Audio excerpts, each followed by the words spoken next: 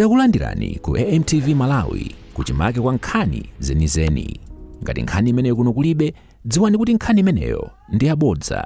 Muliro wabodza, wonama, wakatangale, wankhanza, wobweretsa njala, wosowetsa forex, wosowetsa mafuta galimoto, womuwatseka makampani, womwenso wagwetsa mabizinesi. Amalawi aukana tsopano. Afropalomita yankha zonse ndi 43% kuti Professor Arthur Peter Mutharika ndiye yankho la Malawi. A return to proven leadership. Mene teke ufasi.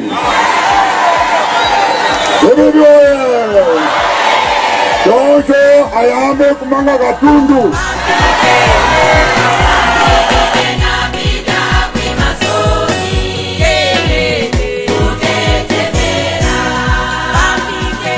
Mulanje Konseka Mulanje wayaka moto la mulungu lino pa 26 January 2025 komwe kulichi msonkhano chaka ime kuyambira pa Mlanje Mission Bongo Ladadero komanso Limbuli Trading Center.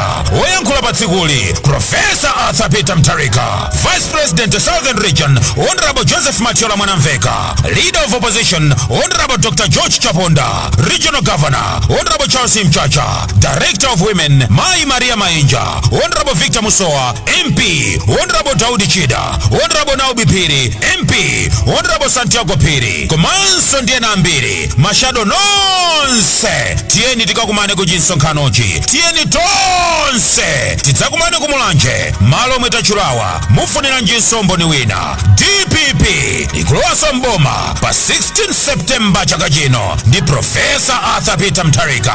Apa timati enawa zatapo. DPP chitukuko, chilungamo, chitetezo. Professor Arthur Peter Mutharika 2025 kumenya kukwetsa boma ilo.